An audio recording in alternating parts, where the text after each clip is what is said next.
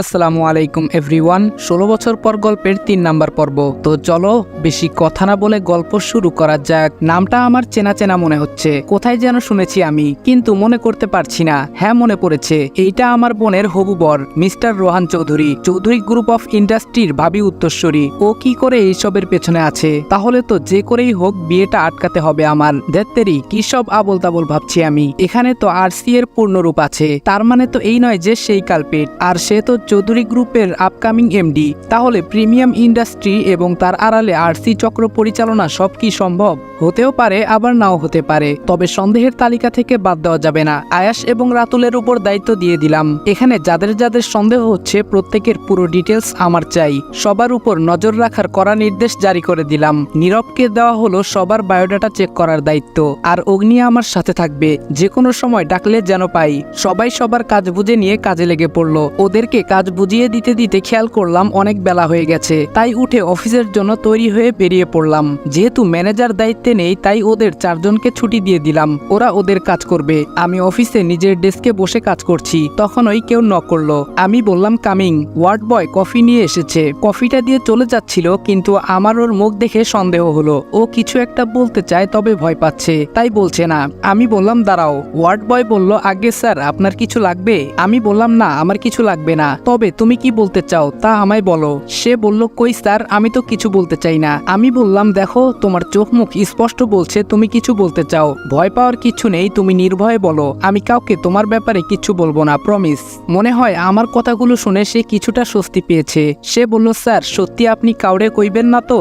আমি বললাম না, কিছু বলবো না। তুমি আমায় বিশ্বাস করে দেখতে পারো, তোমার কোনো ক্ষতি হতে আমি দেব না, পাক্কা। ছেলেটা রীতিমতো ঘামছে। আমি তা দেখে এক গ্লাস পানি ওর দিকে বাড়িয়ে দিলাম। আমার হাত থেকে গ্লাসটা নিয়ে সবটা পানি খেয়ে নিল। আমি বললাম বলো রমিস, কি জানো তুমি? ভয় পেও না। ও কিছু বলতে যাবে তার আগেই কেউ দরজায় নক করে, আর রমিস হকচকিয়ে উঠে দাঁড়ায়। আমি ইশারায় তাকে থামতে বলে বাইরের ব্যক্তিকে ভেতরে আসার পারমিশন দিলাম। এ মা, এ কি? এ তো ইসি। খুব বাঁচান, বেঁচে গেছি। বোকা মেয়ে, পুলিশ অফিসার হয়েছিস আর এইটুকু বুদ্ধি নেই? বাইরে দাঁড়িয়ে আমার কথা শোনার চেষ্টা করলেই তো পারতি, বলদ কোথাকার। যাক, ভালো তো আমারই হয়েছে। আমি মনে মনে এসব ভাবছি, তবে ভাবনাটা ভেঙে গেল ইসির একটা কথাতে। একদম 440 ভোল্টের শক খেলাম মনে হয়। ইসি বলল স্যার, বাইরে দাঁড়িয়ে আড়ি পাতার অভ্যাস আমার নেই। ও মা, বলে কি? আমার মনে মনে বলা কথা শুনে নিল নাকি? ইসি বলল স্যার, শুনতে পাচ্ছেন? আমি বললাম হ্যাঁ শুনছি, বলুন আপনি কি বলতে চান। ইসি বলল আমার 2 দিন ছুটি চাই। আমি বললাম মানে? 2 দিন হয়নি জয়েন করেছেন আর এখনই 2 দিন ছুটি চাইছেন? এটা কি মগের মুল্লুক নাকি? কি ভেবেছেনটা কি? হ্যাঁ, আপনার মতো বাকিরা ছুটি চাইলে তখন কি করব? অফিসের কাজ কে করবে? এক নিঃশ্বাসে কথাগুলো বলে ফেললাম। ইসির দিকে তাকিয়ে বুঝতে পারলাম ভালোই রাগ হচ্ছে ওর, তবে কাজের স্বার্থে রাগটা কন্ট্রোল করার বৃথা চেষ্টা চালিয়ে যাচ্ছে। ইসি বলল দেখুন স্যার, ছুটিটা আমার খুব দরকার। আমি বললাম এখন কোনো ছুটি হবে না, আগে বস ফিরুক, ওনার থেকে চেয়ে ছুটি নিয়ে নেবেন। রাগে কটমট করতে করতে রুম থেকে বেরিয়ে যাচ্ছে। উফ, দেখতে সেই লাগছে রাগী লোকটা। ইচ্ছে ছিল আরো কিছুক্ষণ দেখার, কিন্তু তার আগেই বেরিয়ে গেল। যাওয়ার সময় আমার রুমের দরজা অনেক জোরে ধাক্কা দিয়ে লাগিয়ে গেছে, আর একটু হলেই ভেঙে যেত। তখন কে জরিমানা দিত?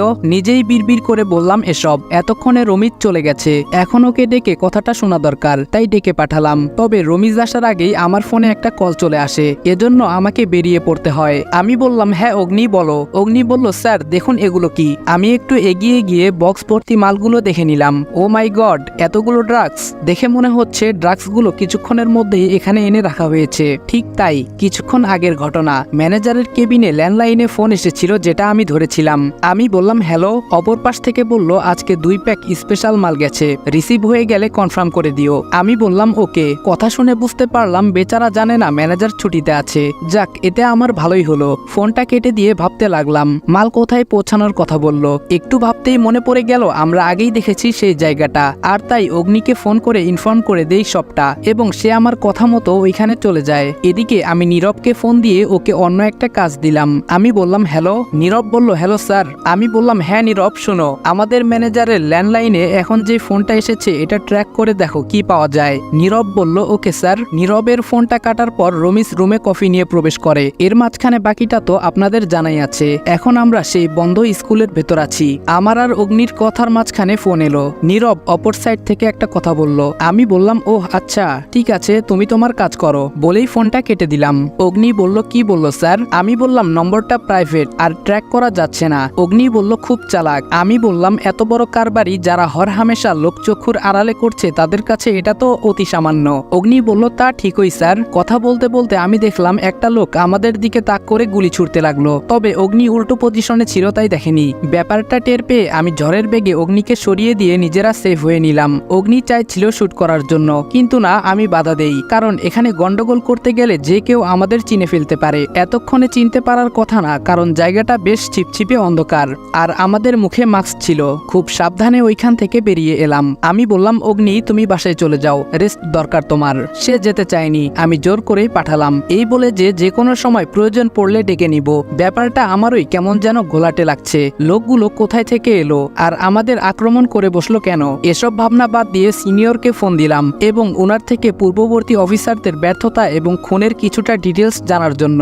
যা জানতে পারলাম তার মানে হলো এই যে প্রত্যেক অফিসার কোনো না কোনোভাবে দুর্ঘটনার আর অ্যাক্সিডেন্টের শিকার হয়েছে এবং মর্মান্তিকভাবে জীবন দিয়েছেন। তবে এটাও স্যার পরিষ্কার করে বলে দিলেন যে পূর্বে কেউ সিক্রেটভাবে কেসটা নিয়ে নামেনি, এই প্রথম আমি এসেছি। আর ওইদিকে সিআইডি অফিসারদের একটা স্পেশাল টিম এসেছে। সিআইডি এর কথা মনে পড়তেই চিন্তা হতে লাগলো ইসির জন্য।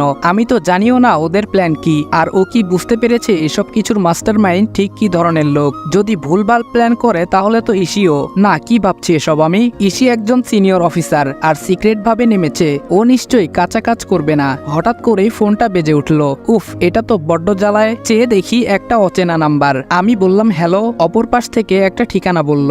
আমি বললাম জাস্ট ওয়েট, আমি আসছি।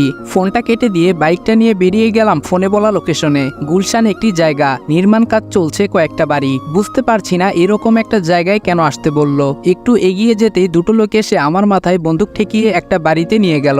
আমি বোকার মতো তাকিয়ে আছি, কিছুই বুঝতে পারলাম না। হঠাৎ কেউ বলে উঠল, রাজ, তোকে আমি অনেক বিশ্বাস করেছিলাম, কিন্তু তুই আমাকে ধোকা দিবি বুঝতে পারিনি। তুই কি করে ভাবলি আমি এত বোকা? মাথা তুলে তাকিয়ে দেখি এ তো ম্যানেজার। তার মানে আমিও কি ধরা পড়ে গেলাম?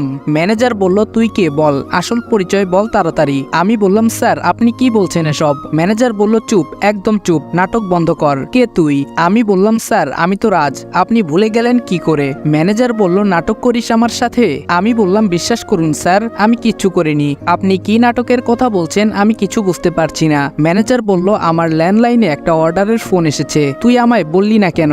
এই রে, এ তো মহা মুশকিল। যতটা বোকা ভেবেছিলাম ততটা বোকা নয়। ম্যানেজার বলল, এই হারামির বাচ্চা কথা বল। আমি বললাম, স্যার বিশ্বাস করুন আমি কিছু করিনি। আমি ফোনটা কেটে যাওয়ার পর আপনাকে ফোন দিয়েছিলাম, কিন্তু ঢোকেনি। পকেট থেকে ফোনটা বের করে ম্যানেজারকে ফোনের টাইম আর তারিখ দুটোই দেখাই। ভাগ্য ভালো সেদিন ম্যানেজারের নাম্বারে দুবার কল করে রিং হওয়ার আগেই কেটে দিয়েছিলাম। আমি বললাম, স্যার বিশ্বাস করুন আমি কাজের চাপে পরে আপনাকে জানাতে ভুলে গেছিলাম, আমায় এবারের মতো মাফ করে দিন স্যার, জীবনেও আর এমন ভুল করব না। ম্যানেজার বলল, তাহলে সেখানে কারা গিয়েছিল? আমি বললাম, কোথায় স্যার? ম্যানেজার বলল, যেখানে যাওয়ার কথা ছিল। যাক গে বাদ দে, এই তোকে লাস্ট সুযোগ দিলাম, কিন্তু আবার যদি প্রমাণ পাই তুই এসবের পিছে কলকাঠি নাড়ছিস তাহলে কিন্তু জানে মারা পড়বি। আমি বললাম, স্যার আপনি আমায় বিশ্বাস করতে পারছেন না? আমি কেন আপনার ক্ষতি করব যে আপনি আমার এত বড় উপকার করলেন? স্যার আমি আপনাকে আমার বড় ভাইয়ের মতো সম্মান করি, আর আপনি আমায় এভাবে ভুল বুঝতে পারলেন, খুব কষ্ট লাগলো স্যার। মন জয় করার জন্য তেল মাখা যাকে বলে। ম্যানেজার বলল, হ্যাঁ রাজ, আমিও তোকে অনেক ভরসা করি, কিন্তু তুই যদি কাউকে না জানাস তাহলে কি করে কেউ পৌঁছবে সে জায়গায়? আমি বললাম, একটা প্রশ্ন করব স্যার? ম্যানেজার বলল, হ্যাঁ বল। আমি বললাম, কি এমন জিনিস আছে স্যার যার জন্য আপনার এত চিন্তা? ম্যানেজার বলল, ও কিছু না, এত কিছু তোর জানার কোনো প্রয়োজন নেই, যা বাসায় চলে যা। চোরের মতো এড়িয়ে গেল কথাটা, কিন্তু কোনো লাভ নেই ব্রো। আদিবের হাত থেকে বেশি দিন পালিয়ে বাঁচা অসম্ভব। ওখান থেকে ছাড়া পেয়ে সোজা বাসায় চলে এসেছি। নিজের রুমে যাব অমনি কেউ পেছন থেকে নাম ধরে ডাকলো। আমি বললাম, জি। মা বলল, তোমার সাথে দুটো কথা ছিল, একটু সময় হবে তোমার? আমি বললাম, জি বলুন, আমি শুনছি। মা বলল, আর তো মাত্র 12 দিন বাকি, তারপরেই আমাদের মেয়ে আরিশফার বিয়ের তারিখ ঠিক করা হয়েছে। আমি বললাম, তো?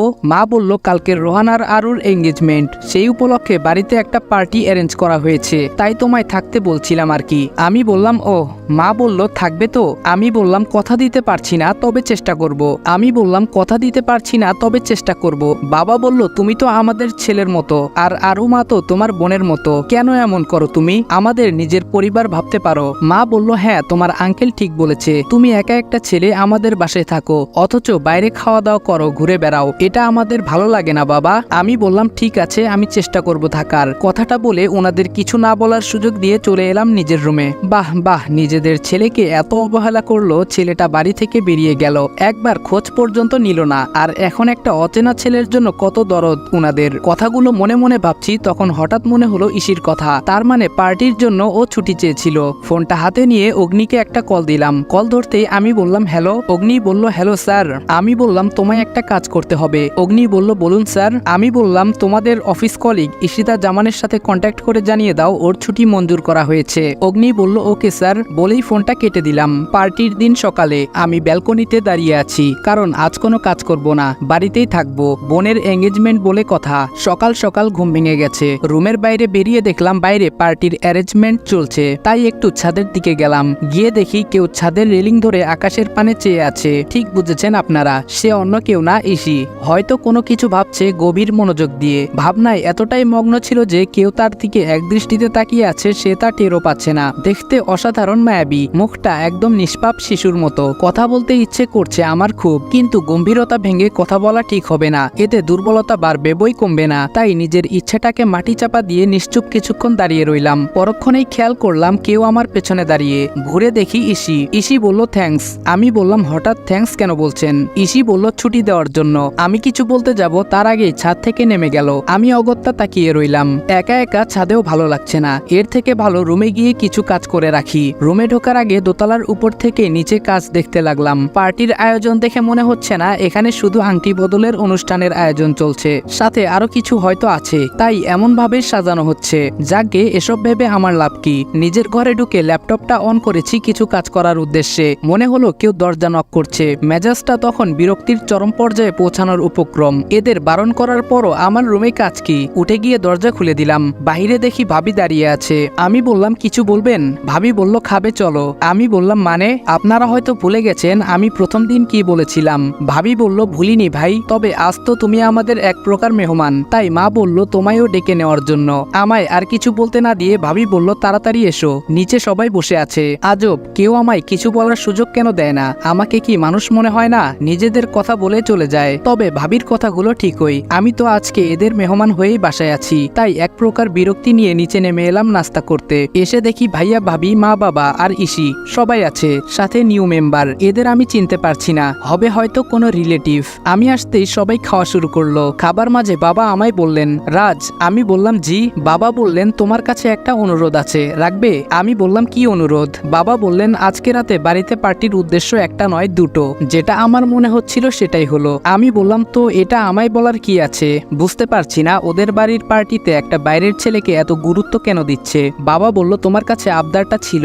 বাবা তার কথাটা শেষ করতে পারেনি, তার আগেই বাবার মোবাইলে ফোন চলে এলে তিনি সবাইকে বলেন জরুরি কাজ আছে, তাই তিনি বেরিয়ে গেছেন। তারপর বাসার কেউ আর এই বিষয়ে কথা বলেনি, আমিও কিছু জানতে চাইনি। খাওয়া দাওয়া করে উঠে যাই আর সবাই ব্যস্ত হয়ে যায় যার যার কাজে। আমি রুমে বসে আছি, তখন ওই ফোনে একটা কল আসে। ফোনটা কেটে ল্যাপটপটা অন করে গুগলে ঢুকে কিছু ব্যক্তির পরিচয় খুঁজতে থাকি, কিন্তু তেমন কিছু পাচ্ছি না। দেখতে দেখতে সন্ধ্যা হয়ে যায়। পার্টিতে আমন্ত্রিত লোকজন আসা শুরু করেছে। আমি অগ্নিকে ফোন দিয়ে জানিয়ে দেই পার্টির কথা। আজ আমি বাড়িতে ব্যস্ত থাকবো। পার্টি মনে হচ্ছে বেশ জমজমাট হয়ে গেছে। আমিও তৈরি, কালো প্যান্ট সাদা শার্ট, সাথে ব্লু কালার কোট, হাতে ব্র্যান্ডের ওয়াচ। চুলগুলো একটু নেড়েচেড়ে ঠিক করে নিয়ে নিচে চলে আসি। রোহানদের বাড়ির লোকজন ইতোমধ্যে চলে এসেছে, সবাই অপেক্ষা করছে পাত্রীর জন্য। আমি পার্টির এক সাইডে দাঁড়িয়ে আছি। এর মধ্যে একটা লোক হাতে দুটো ড্রিঙ্কসের গ্লাস নিয়ে একটা আমার দিকে বাড়িয়ে রেখেছেন। আমি বললাম নো থ্যাঙ্কস। সে গ্লাসটা আরেকটু আমার দিকে বাড়িয়ে ধরলো। আমি বললাম আমি ড্রিঙ্কস করি না। সে বলল ইয়াং ম্যান এটা ফলের জুস। কণ্ঠটা বেশ পরিচিত। এতক্ষণ উনার দিকে না তাকিয়ে কথা বলেছিলাম, কারণ আমার মুখটা ফোনের দিকে গোজা ছিল। তাকিয়ে দেখি মিজান আঙ্কেল, যিনি আমায় এই বাড়িতে ভাড়া থাকার ব্যবস্থা করে দিয়েছেন। বলতে গেলে আমার আসল পরিচয় আমার সিনিয়র ব্যতীত একমাত্র মিজান আঙ্কেলই জানেন, তবে আরেকজন ব্যক্তি জানতেন। সেটা না হয় এখন আপনাদের অজানা থাক, পরে আস্তে আস্তে ঠিকই জেনে যাবেন। আমি বললাম ও সরি আঙ্কেল, আমি খেয়াল করিনি। আঙ্কেল বললেন কোনো সমস্যা নেই, এসব হতেই পারে। আমি বললাম কেমন আছেন আঙ্কেল? আঙ্কেল বলল ভালো আছি বাবা, তুমি কেমন আছো? আমি বললাম এই তো আঙ্কেল আলহামদুলিল্লাহ ভালো আছি। আঙ্কেল বলল আমি বুঝি বাবা তোমার কষ্টটা, নিজের পরিবারের কাছে থেকেও কতটা দূরে আছো তুমি। আমি বললাম সবই ভাগ্য আঙ্কেল, ওনার সাথে টুকটাক কথা চলছে। লোকটা অনেক ভালো, বাবার অনেক পুরনো বন্ধু। আমি ছোটবেলাতেও ওনাকে আমাদের বাড়িতে দেখেছি। আমাদের অনেক স্নেহ করতেন। উনি যতক্ষণ বাসায় থাকতেন আমাদের সাথে অনেক দুষ্টামি করতেন। নিজের বাবা মার থেকে উনাকে আমার তখন বেশি ভালো লাগতো। তবে ভাগ্যক্রমে দেখা গেল আমার সিনিয়র স্যারের সাথেও উনার সম্পর্কটা বেশ বন্ধুত্বপূর্ণ, আর সেখান থেকেই উনার সাহায্যে আমার আমার এই বাড়িতে প্রবেশ করা আর কি। কথার মাঝে খেয়াল করলাম সবাই উপরে সিঁড়ির দিকে হা করে তাকিয়ে আছে। এটা দেখে আমিও সেদিকে তাকালাম। মাশাআল্লাহ, আমার বোনটাকে ঠিক যেন রূপকথার রাজকন্যার মতো লাগছে। সবাই ওর দিকে তাকিয়ে আছে, তবে আমার চোখ পাশের জনের উপর আটকে গেছে। সেটাকে আপনারাই বলুন। আমি আবার এত খারাপ না যে সবার উপর ক্রাশ খাবো। ছোট থেকে সব সময় একজনের উপরেই খাই বারবার। ইসিকে আজ দারুণ লাগছে। নীল রঙের ড্রেসে পুরাই যেন নীলপরি মনে হচ্ছে। আমি হা করে সেদিকে তাকিয়ে আছি। আমার ঘোর কাটলো মিজান আঙ্কেলের কথায়। আঙ্কেল বললেন, থাকো তাহলে ইয়াংম্যান, এনজয় করো। আমি হ্যাঁ সূচক সম্মতি জানিয়ে মাথা নাড়ালাম, আর উনি অন্যদিকে চলে গেলেন। দেখতে দেখতে সময় ঘনিয়ে এলো। দুজনেই আংটি বদল করলো। সবাই করতালির মাধ্যমে অভিনন্দন জানাচ্ছে। আমিও তাই করলাম। আংটি বদল শেষে রূপ বদলে গেল, মানে মুহূর্তেই অন্যরকম একটা সাজ মনে হচ্ছে। এইরকমটা পূর্বের প্রস্তুতি, কারণ এখানে পার্টি দুটো হবার কথা ছিল। আমি তা আগেই জেনেছি। ভাবনার মাঝখানে শুনতে পেলাম ভাইয়া হাতে একটা মাইক্রোফোন নিয়ে সবার উদ্দেশ্যে বলছে, লেডিস অ্যান্ড জেন্টলম্যান, আপনাদের সবাইকে অনেক অনেক অভিনন্দন আমাদের এই পার্টিতে উপস্থিত হয়ে আমাদের পার্টিকে সাফল্যমণ্ডিত করার জন্য। আপনারা অনেকেই অবগত রয়েছেন আজ আমাদের পরিবারের একটি নয় বরং দুটি বিশেষ দিন। তার মধ্যে একটি আমার আদরের প্রিন্সেসের এঙ্গেজমেন্ট, অন্যটি হলো আমার হারিয়ে যাওয়া কলিজার টুকরো ছোট ভাই আদিবাল ইহসানের 24তম শুভ জন্মদিন। কথাটা বলতেই পুরো পার্টি জুড়ে করতালির জোয়ার বইতে শুরু করলো। আমার কাছে মনে হচ্ছে কিছুক্ষণের জন্য আমার পুরো পৃথিবীটা থমকে গেছে। ভাইয়ার মুখ থেকে কথাটা শুনে নিজের অজান্তেই চোখ বেয়ে পানি পড়তে শুরু করে। কোনো মতে হাত দিয়ে চোখের পানিটা মুছে নেই। ভাইয়ার হাত থেকে মাইক্রোফোনটা বাবা নেয়। তারপর বলা শুরু করে, আজ আমার ছোট ছেলে আদিবের 24 বছর পূর্ণ হলো। জানি না আমার ছেলেটা কোথায় আছে, কেমন আছে। ছোট মনে অভিমানের পাহাড় নিয়ে আমার সোনা হারিয়ে গেছে। জানি না আর কোনোদিন দেখা হবে কিনা, ক্ষমা চেয়ে নিতে পারবো কিনা। কথা বলতে বলতে লক্ষ্য করলাম বাবার গাল বেয়ে পানি পড়ছে। উপস্থিত সবার মুখগুলোই মলিন হয়ে রয়েছে। কিছুক্ষণ থেমে বাবা আবারও বলা শুরু করলো, আজকের এই দিনটা আমাদের পরিবারের কাছে অনেক মূল্যবান। প্রতি বছর এই দিনে আমাদের বাড়িতে কেক কাটা হয়। শহরের আশেপাশে সব এতিমখানার বাচ্চাদের খাওয়ানো হয়। জানি এসবের কিছুই আমার আদি জানে না। ছেলেটার বড্ড অভিমান আমাদের উপর। খেয়াল করলাম মিজান আঙ্কেল আমার দিকে তাকিয়ে আছেন। উনি ইশারায় বলছেন আমার চোখের পানি মোছার জন্য, কারণ এখন ভেঙে পড়লে চলবে না। আমার কাঁধে অনেক বড় দায়িত্ব। আমাকে আগে লক্ষ্যে পৌঁছাতে হবে, তারপর অন্য কিছু। এখানে সবাই উপস্থিত আছে, তবে একজনকে দেখতে পাচ্ছি না। হ্যাঁ ইসি, ওকে দেখতে পাচ্ছি না পার্টির কোথাও। তাই একটু উপরে গিয়ে দেখে আসবো ভেবে যেই উপরের দিকে পা বাড়াবো তখনই কানে একটা নাম ভেসে আসে। বাবা বলল, রাজ। নামটা শুনে থমকে যাই। এখানে আমাকে কেন ডাকছে? ওরা কি চিনে ফেলেছে আমাকে? বাবা আবারও বললেন, রাজ একটু স্টেজে আসবে বাবা। আমি খেয়াল করলাম সবাই অবাক হয়ে আমার দিকে তাকিয়ে আছে। আমি অগত্যা স্টেজে উঠে দাঁড়ালাম। বাবা এসে আমার হাত ধরে বললেন, রাজ, তোমাকে প্রথম দিন দেখেই আমরা কেন জানি অনুভব করলাম তোমার মাঝে আমাদের হারানো আদিকে খুঁজে পাচ্ছি। তোমার আন্টি প্রথমে তোমায় আদি বলে ভেবে নিয়েছিল। আমি বললাম, দেখুন আঙ্কেল, আপনাদের কষ্টটা বুঝতে পারছি, তবে আপনাদের ধারণাটা ভুল। বাবা বললেন, রেগে যেও না প্লিজ। আমরা বুঝতে পারছি তুমি আদি নও। আমাদের আদি হলে এতদিন আমাদের থেকে নিজেকে আড়াল রাখতে পারতে না। আমি ভালোই বুঝতে পারছি আমি বাড়ি থেকে চলে যাওয়ায় সবার মধ্যে পরিবর্তন এসেছে। এমনকি ভাইয়া পর্যন্ত আমার জন্য কান্না করছে। খুব ইচ্ছে করছে চিৎকার করে বলতে, আমি তোমাদের আদি। বাবা, ভাইয়া, তোমরা আমাকে এত কাছে পেয়েও চিনতে পারছো না। মাকে জড়িয়ে ধরে কাঁদতে ইচ্ছে করছে খুব। ভেতরটা ছিঁড়ে যাচ্ছে আমার চাপা কষ্টে। বাবা বলল, রাজ, তোমার কাছে একটা অনুরোধ করব। আমি তাকিয়ে আছি, কোনো কথা বেরোচ্ছে না আমার মুখ দিয়ে। বাবা বলল, আমার ছেলে হয়ে আজকে ওর 24তম জন্মদিনের কেকটা তুমি কেটে দিবে বাবা? আমি কিছু বললাম না। কে যেন বলেছিল নীরবতা সম্মতির লক্ষণ, আর তাই তারাও ভেবে নিয়েছে সেটাই। ভাইয়া আমাকে কেকের কাছে নিয়ে গিয়ে দাঁড় করিয়ে হাতে একটা ছুরি দিল। আমিও ফু দিয়ে মোমবাতি নিভিয়ে কেকটা কেটে প্রথমে মায়ের মুখের সামনে ধরলাম। দেখলাম মায়ের চোখ দিয়ে পানি গড়িয়ে পড়ছে। একে একে ভাইয়া, বাবা, আরু সবাইকে কেক খাইয়ে দিলাম। ওরাও আমাকে খাওয়ালো, কিন্তু ইসিকে কোথাও দেখছি না। আমি স্টেজ থেকে নেমে সোজা উপরে চলে এলাম ইসির খোঁজে। এসেই প্রথমে ওর রুমের দিকে গেলাম, সেখানে নেই। তারপর গেলাম আমার মানে আদিবের রুমের দিকে। সেখানে গিয়ে আমি চমকে গেলাম। আমার একটা ছবি অনেক বড় করে বাঁধানো আছে, যেটা আমি থাকাকালীন ছিল না। ইসি সেই ছবিটার সামনে দাঁড়িয়ে আছে, পেছন দিকে ঘোরা, তাই ওর মুখটা দেখা যাচ্ছে না, তবে কথাগুলো স্পষ্ট বোঝা যাচ্ছে। তুই কোথায় হারিয়ে গেলি আদি ভাইয়া? তোকে আমি কত খুঁজেছি জানিস? কোথাও পাইনি। মনি আর বাপি ওরা কেউ তোর খোঁজ দিতে পারেনি। তোর আমার উপর অনেক অভিমান, তাই না? আমি তোকে রেখে বিদেশে চলে গেছিলাম বলে, কিন্তু তুই তো দেখেছিস বাবা মা জোর করে আমায় নিয়ে গেছে। আমিও তো তখন তোর থেকে ছোট ছিলাম, তাই বাধ্য হয়ে চলে যেতে হয়েছে। তুই জানিস আমি 5 বছর পরেই দেশে চলে এসেছি, কিন্তু তোকে পাইনি। আমি অনেক জায়গায় তোকে খুঁজেছি, আজও খুঁজি রে। জানি না কোনোদিন তোকে পাবো কিনা আমি, তবে বিশ্বাস কর আমি সারা জীবন তোর অপেক্ষায় থাকবো। কথা শুনে আমি জ্ঞানশূন্য হয়ে আছি। কি করব কিছু বুঝতে পারছি না। এতগুলো মানুষ আমার জন্য কষ্ট পাচ্ছে। আমি ভেবেছিলাম ইসি হয়তো ভুলে গেছে আমায়, কিন্তু না, আমি ভুল। আমার পরিবার আমায় এত ভালোবাসে আর আমি তাদের বুঝতে ভুল করি। নিজের গাল বেয়ে পানি পড়ছে, দুহাত দিয়ে পানিগুলো মুছে নিঃশব্দে রুম থেকে বেরিয়ে চলে আসি। আনমনে নিচে নামছি, হঠাৎ কারোর সাথে ধাক্কা লাগে। সে কিছুটা ব্যথা পেয়েছে বলেই মনে হলো। উপরে মুখ তুলে তাকিয়ে দেখি মাঝবয়সী একটা লোক, তবে চিনতে বাকি নেই উনিকে। আমি বললাম আই এম সরি। সে বলল ইটস ওকে বলে দুজনে দুই দিকে চলে যাই। কিন্তু হঠাৎই সে আবার আমায় পেছন থেকে ডাকে, হে ইয়াং ম্যান, তুমি তো রাজ, তাই না? আমি বললাম জি। সে বলল আমি রৌফ চৌধুরী বলেই একটা হাত আমার দিকে বাড়িয়ে দেয়। আমিও হ্যান্ডশেক করে নেই, তবে আমার কেমন জানি একটা খটকা লাগছে। তখনই মনে পড়ে আরসি, কিন্তু অদ্ভুত ব্যাপার, ওই আরসি এর লিস্টে রৌফ চৌধুরীর নাম নেই। এটা কেমন কথা? যেখানে রোহানের নাম উঠে এসেছে সেখানে আগে তার বাবার নাম থাকার কথা। এই রৌফ চৌধুরী তো একজন ব্যবসায়ী, তার নাম তালিকায় কেন নেই? খুব ভাবনার বিষয়। ফোনটা বের করে রাতুলের নাম্বারে ডায়াল করতে গিয়েও কেটে দেই। হয়তো ঘুমিয়ে আছে, তাই ডিস্টার্ব করা ঠিক হবে না। এমনিতেই বেচারাদের উপর অনেক চাপ যায়, তাই ফোনটা রেখে ঘুমিয়ে পড়ি। সকালে সবার আগে আমার ঘুম ভেঙে যায়, তাই আজ সবার ঘরের দরজার সামনে ঘুরে আসি। সবার রুমে লক করা, শুধু আরুর রুমটা খোলা। তাই একটু উকি মেরে দেখি বোনটা ঘুমাচ্ছে, হয়তো দরজা লক করতে ভুলে গেছে। তাই আমি আস্তে করে ভেতরে ঢুকে কিছুক্ষণ মন ভরে দেখে নেই। তারপর আলতো করে মাথায় হাত বুলিয়ে দিয়ে কপালে একটা চুমু দিতেই ও নড়ে উঠলো। আমি ঘাবড়ে যাই, তবে ওর ঘুম ভাঙেনি। তাই হাফ ছেড়ে রুম থেকে বেরিয়ে আসি। তবে সমস্যাটা হয় রুমের বাইরে, কারণ বাইরে বেরিয়ে যাকে দেখলাম তাকে দেখার জন্য আমি মোটেও প্রস্তুত ছিলাম না।